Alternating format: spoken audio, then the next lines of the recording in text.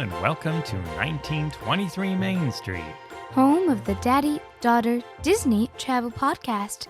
We're your hosts. I am Mike Bello-Braddock. And I'm Amelia Bello-Braddock. And today, we dive into the world of underrated and overrated things at Walt Disney World. Our Under-Over episode. Please don't call it that. For anyone who likes to hit the casinos, this is our Under and Over episode. No, it is not. And we're going to do more than just... I see a lot of these for rides, and I have some comments on those as we go, but we go beyond just rides and attractions. So We go in depth. We reach into your soul. I don't know if we go quite that far, but we do go a little bit beyond rides. And let's just say up front what we mean by underrated and overrated. So underrated would be things that we feel are good, but don't get as much attention or that they deserve, which is different than underappreciated rides. Yeah. Because sometimes I see lists out there, and I'll talk about those later, where people say, this is underrated. And I'm going, I don't think I would call that ride with 3-hour lines underrated. And also, same thing for overrated. Things that just get raves, and you know what? They're just not that good. So I think there is definitely, for me, I think there's a few different degrees of under and overrated. Some things I like for overrated, but I don't think they should get the amount of attention they do, you know? Yeah, that's fair. Yeah, so that's also a good point. Overrated doesn't mean it's bad necessarily. It just means it's not as good as exactly people make it out to seem. So without further ado, we'll dive right on in. Are we starting under or over? Or are we going back and forth? What do you want to do? Let's start under. Okay, let's start we might under. Switch. Shall we start with some dining? Yes. I would like to start with my favorite underrated restaurant. You really think this is underrated? I do. And it's the Grand Floridian Cafe at Disney's Grand Floridian Resort and Spa. And it is underrated. Okay. It is so good. It is so good. The steak. And it is, you can usually get in there without an advanced reservation, or quite often anyway. So if you're there or nearby and you want somewhere good to go, and you don't have an advanced dinner reservation for dinner, and all these popular ones are booked, as they often are, check out the Grand Floridian Cafe, because it is... And order the steak. Yeah, the steak there is quite good. In fact, it's better than something we're going to talk about later. And most people would not think that. And this happened in the last 8 or so years. We dine, I should say, at all these restaurants a lot. Yeah. And so we notice changes over time. We're food critics. We're food critics. Not really, but, Yeah, but we're frequent food eaters at Disney, and, multiple times a year. And so that's where we see these changes over time. So that's one of my favorite underrated. It's a casual but upscale in terms of the nice Grand Floridian environment, but it's casual. Probably the most casual table service there. And you know what? They'll also... I think it might actually have to be one of my favorites. And they're really super flexible. Because when you were younger, you were getting sort of sick of the kids' menu. You were... Not sick of the kids' menu. I just striving for more. And you were still in the kids' age. But that was I think it might have been the first place where I said, can we just get a steak even though she's 9? And they did. They said, 9, what? I was like 7. Or 7, yeah. And they said, sure. And they were really accommodating. And they got a smaller cut, and they sort of made up a price for it, somewhere in between kids and adults pricing. And it was really good. In fact, I remember going, delicious. This is better than my steak. I always get the good steak. It's the way you cook it. Yeah, well, that's true. I always think my steak tastes better, so then just cook it like my steak. Yes, that's true. I like to go a little medium well. The older I get, the more well done I like my steaks. And I know you're all cringing out there, but she's still on the medium rare side. So that is our first underrated. And I want to talk about another one. Tusker House? Tusker House, yes. I remember that. Tusker House, I would say. It's a breakfast, right? Yes. Oh, yeah. So underrated character dining. Yes. And I say underrated because you rarely hear about Tusker House when people are looking for character dining. Because it's at Animal Kingdom. It's at Animal Kingdom. And no one thinks, Animal Kingdom, characters. And it is a breakfast. So it means you got to get to Animal Kingdom, which is the park that's most challenging to get to. But, you hear about Chef Mickey's and the ones in the parks, but you don't as often hear about it. But it's really great. Safari Donald, and it's sort of that safari atmosphere, and it's a really good breakfast. It's different. It is good. different, and it's good.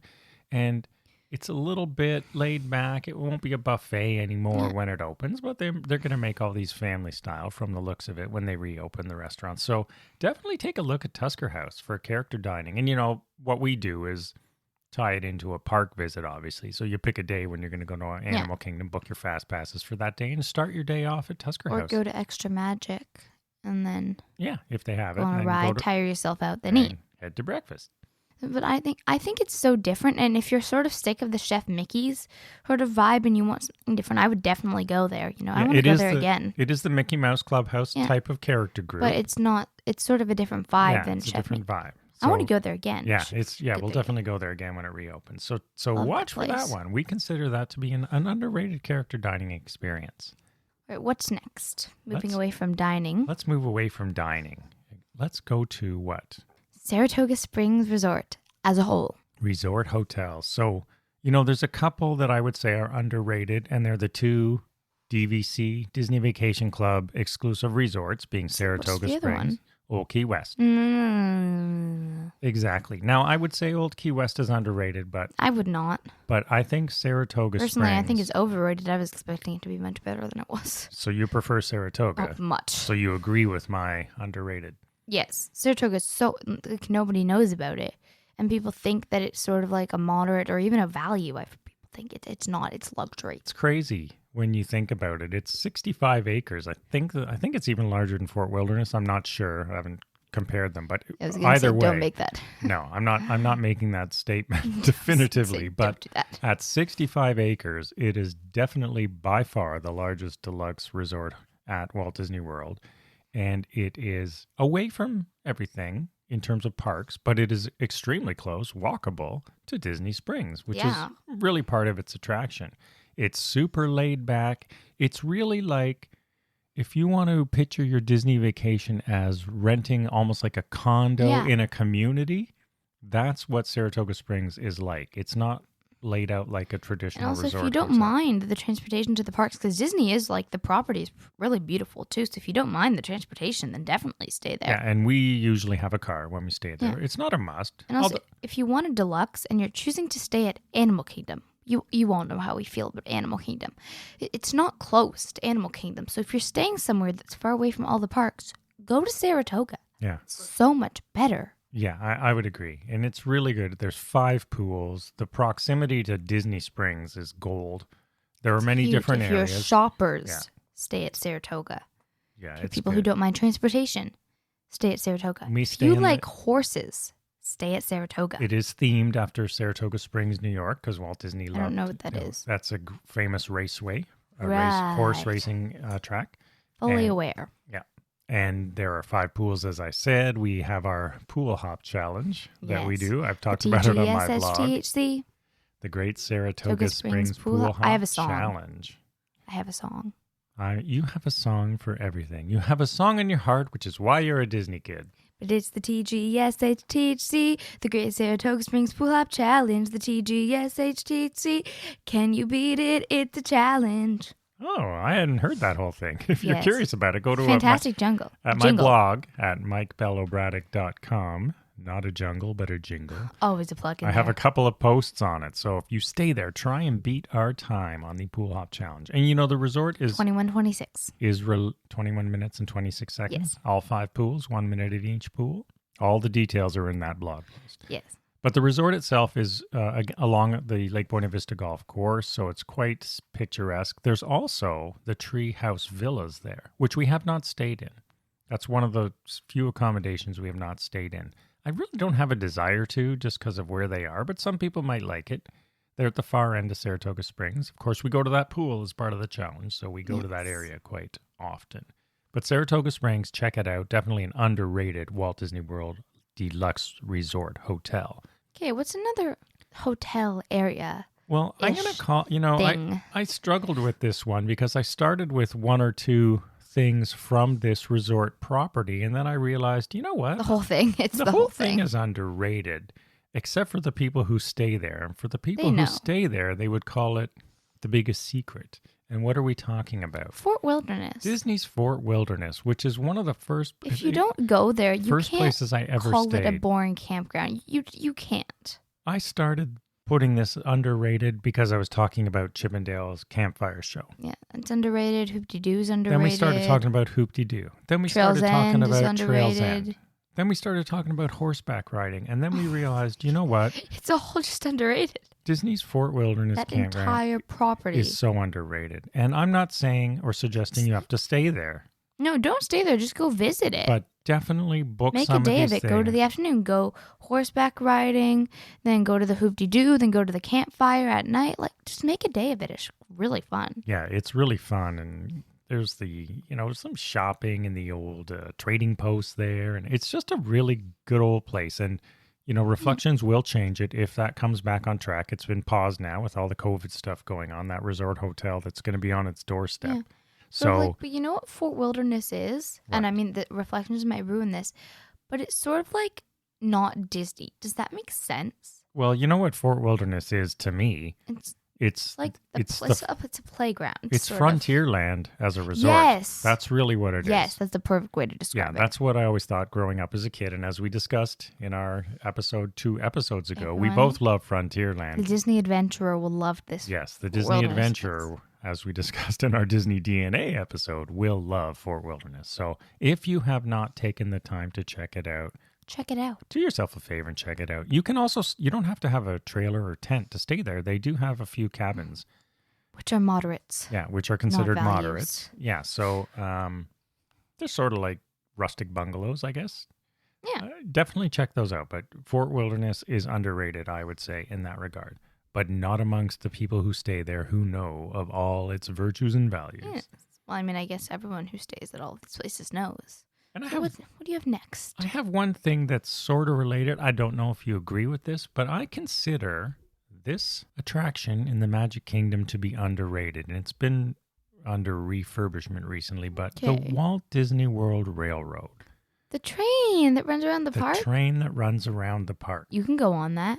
You've been on it. You just don't remember. Of course. But, I have. Walt Disney himself loved railroads. He built one in his backyard, an actual working one, and he would give rides on it. And, that's why there are trains running around the Magic Kingdoms in Disneyland and here and other places. They should get like a train. They should do that as a transportation. Forget the monorails. Get a train. And there used to be that train at Fort Wilderness, going back to that in the old days. Remember when we went horseback riding and I showed Yeah. you the last remaining spot where you could actually see the train tracks? The rest of them have all been obliterated from the campground.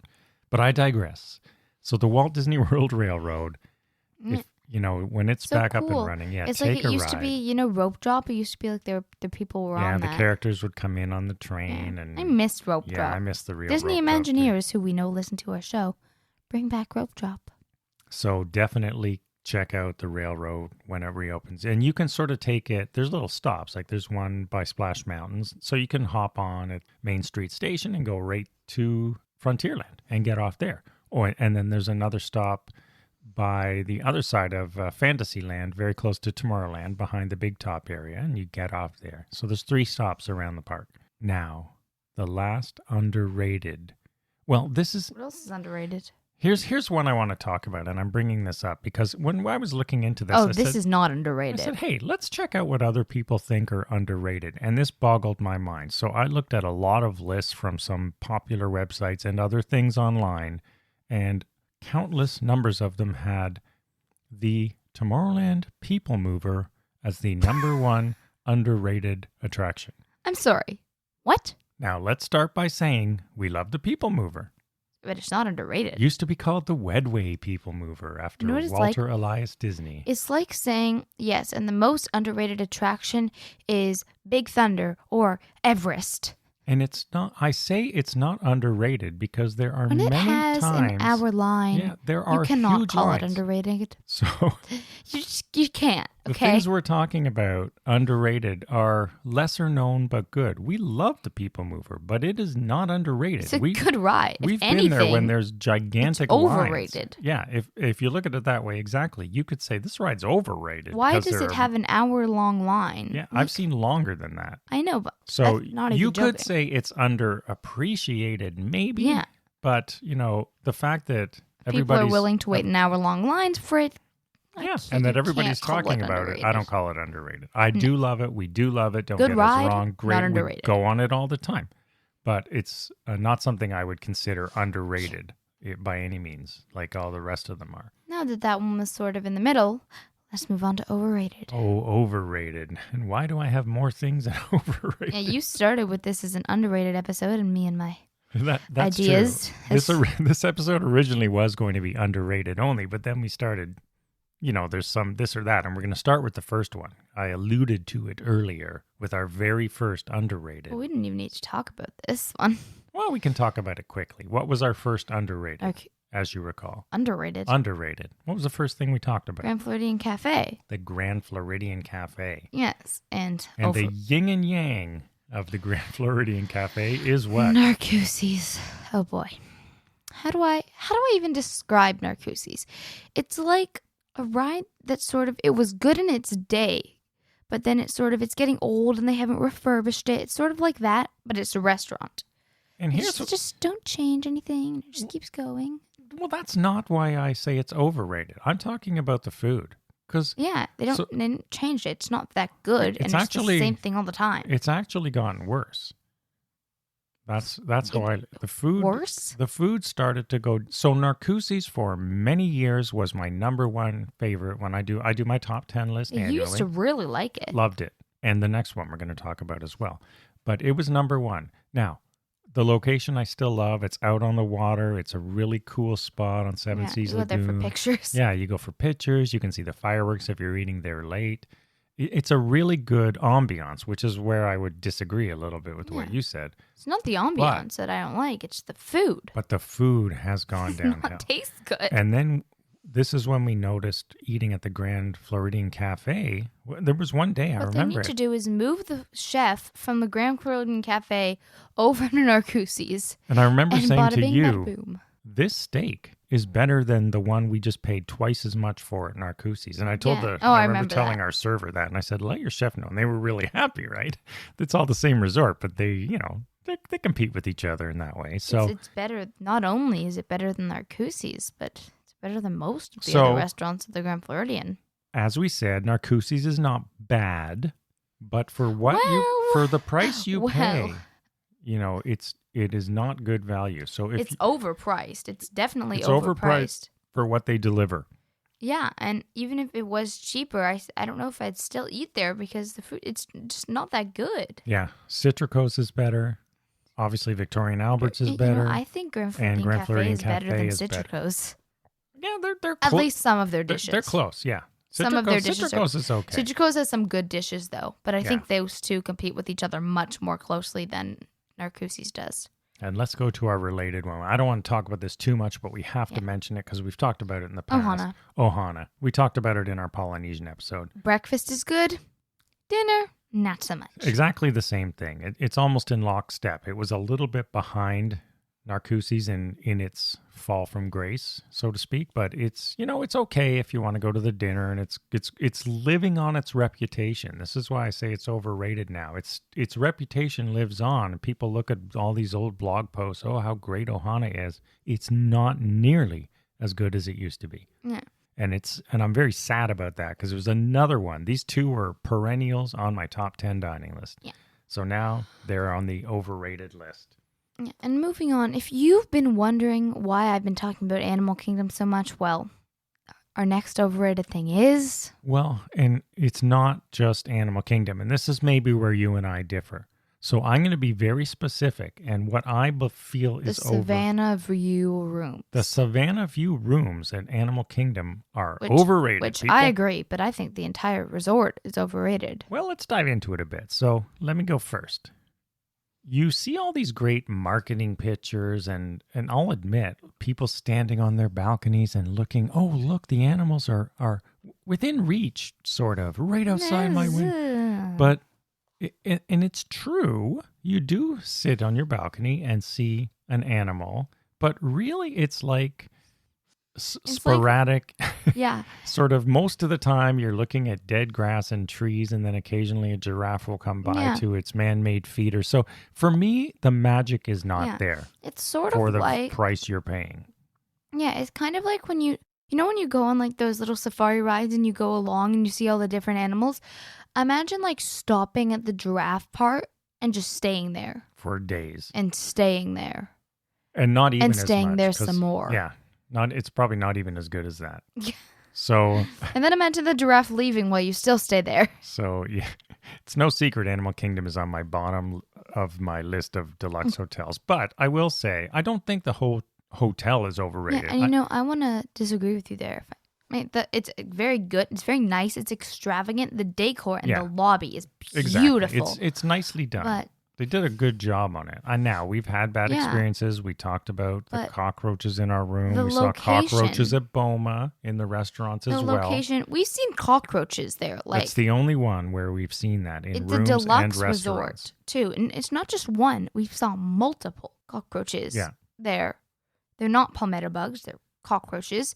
And the location too, it's just, I think there are better options. Yeah, I agree. And I think that's the case with most of the overrated things on our list. It's sort of similar to Narcoossee in the sense that you're paying for more than you get. Yeah, for what you're paying, stay at Wilderness Lodge for the same sort of vibe. Don't right? even. No, but if you want that wooden sort of lodge atmosphere, I put Wilderness Lodge above Animal Kingdom. Yeah, I would too. In a whole bunch of reasons. No, but if you're going there to visit, just to see the lobby, then go for it. To eat dinner, just don't stay there. Yeah. So, sorry to dog on Animal Kingdom Lodge, but moving on. Really, I was just starting with the rooms. I'm not as hard on the hotel as Amelia is, although I would never stay there again. All right, let's move on to things other than hotels. Let's move on to some rides and attractions, shall we? Well, let's do the one thing that's not a ride and attraction, and then we'll go back to that. Oh, I was going to end on that, but let's talk about it now, because it's sort of the odd one on the list. It's food-related, and it is what? Fancy cupcakes, specifically at Contempo Cafe. Or anywhere. Yeah. So, but specifically, these fancy Disney cupcakes, and they look great. I roll my eyes with social media that focus on here's the latest cupcake, but I know people love these things, right? So, have you ever eaten one? It's like eating. They're the worst tasting things in the world. It's clear that they're looking at these as pieces of art. They're not the worst tasting cupcakes. Among the Disney sort of dessert snacks. Yeah, I mean, if you've people in your family that can't bake, then they must taste like heaven to you. But they're not very good. They always taste stale. They're okay. Yeah, they taste sort of like store-bought cupcakes that kind of just have been sitting out for a while. So we're talking about the ones where they go overboard on decorations. Yeah, Contempo has a lot. The Big Top has a lot in Magic. Yeah. There are several places, but then go try a Sprinkles cupcake, or even try a regular Disney cupcake that's not like adorned with tons and tons of fancy toppings, like a Cinderella shoe and beads. They look great, and then you buy them and you go, man, that was not like... It's a waste of my money. It's a waste of money. And they're expensive, They're expensive. They look great. Like I said, they look great in photos. You're an Instagrammer, then go for it. And this is not based on one test, Yeah. This is like many years of doing this. We don't know why we keep buying them. We don't anymore. Like we've learned, we said, you know what? These cupcakes... After 3 or 4 experiences, you kind of... After more like 10, but over 10 years. Probably most recently since these cupcakes really started taking off. So I think they focus a lot more on the fondant and all the decorations than the actual fondant doesn't cupcake. taste good No, either. It doesn't. So you end up with sort of a one-bite brownie that's really not even that good. Now we're going to rifle through to close out the episode. Some attractions. 1, 2, 3, 4 attractions that we feel... I'm going to pick the order because I have a specific one in mind. All right. You start. What's the first one? The first one, I'm going to do the 2 that we're going to start with. That I don't really agree with you. Undersea Journey of the Little Mermaid, it's not overrated. Okay, so this is the one in the Magic Kingdom in Fantasyland, and here's my Ariel's thing. Grotto, you can meet Ariel there. I like the Ariel Grotto meeting area. Now, here's what I'm going to say. About the ride. I'm talking about the ride, and I'm going to say a couple of things. It's not bad. No, it's not. Here's the thing. I was there. This is one of the ones where I was at on a trip by myself. I was there in 2012 when New Fantasyland opened. Yeah. I was there for the whole ceremony. I got some great photos of the dedication. It was Bob Staggs at the time opening it up from Disney. And that was one of the rides that was opened on that day. and everyone was so excited. And I went on from the very first day. I went on it. I was by myself, and I went going. I was so let down because this is like a bad version of It's a Small World. That's what went through my head. Now, I know lovers of Ariel will like the ride, but for me, it's just... Then why do you always get fast passes for it? You go on it like every time you're there. Well, this is Disney's new fast pass system forcing you to pick stuff, which is what they wanted to do, spread out the crowds. But it's not bad. I just think it's not as good as people think it is. That's why I consider it that. It's not a great ride, but it's also not bad. It's sort of like Small World, but less nostalgic. Does that make sense? Yeah. It's like a Small World type ride. It's not... The Small World vibes. It just strikes me that they didn't put any thought. It's just like... they did, but it's sort of just like the movie I don't know. It could have been so much more. There could have been more cool interactive things in there than just sitting and watching these sort of low budget... This is not 1970 anymore. This is, well into the 21st century. Yeah. So it's a throwback. It just, I don't know. It let me down. So I consider it overrated. It's similar to our next one, but I don't consider it overrated because what's our next one? The next one that I do, it's Navi River Journey, and I want to get into that in a minute. But I don't consider this overrated because it's not like it has hour-long lines. Navi? No, Ariel's. Oh. I know. Like, it's not a great, it's a fine ride. It's not a great ride, but it's not overrated because there's not like lots of people lining up for it. So Navi River Journey, Pandora, Animal Kingdom. It's the same sort of. It's the same ride. It's the same ride with different decorations. These are all boat rides, of which but Small World was the original. Okay, well, let me put it this way. Splash Mountain is also a boat ride. Not the same. Dark boat ride with it's no a boat thrills. Ride. I'm talking about the non-thrill rides. No. So Navi River Journey, do you agree with me that it's overrated? Yes. Okay. Oh, it's hopelessly There overrated. is the one animatronic that is very cool. Yeah. The one Navi. But it's not worth waiting like an hour to, not even like multiple hours. And that's the whole to see that key. one thing. Again, it's not bad. We'll go on it if we're hot and you want some air conditioning, and we've had to waste a fast pass on it because of their system forces you to do things like that. And Mummy likes it. There's a certain segment of people who don't like thrill rides that do like it, but it is not worth 2-hour wait. Imagine there's like a 2-hour wait for that dark boat ride thing based on a movie. Not worth it. Yeah, so that's the thing. It's not a bad ride, Navi. Actually, they're both not bad rides, just not worth a wait. That's why I consider them that. Moving on. This one needs no introduction. Peter Pan's Flight. Probably the most overrated ride at Walt Disney World. Yes. And we've talked about this in past episodes. We've gone into much detail. All I can think of is this. It's a dark ride. This is living on nostalgia, which I can understand. For me, that was Mr. Toad's and it was gone. But even if Mr. Toad's was still there, we do ride it at Disneyland now. I would still not wait for hours in line for this ride. Hours.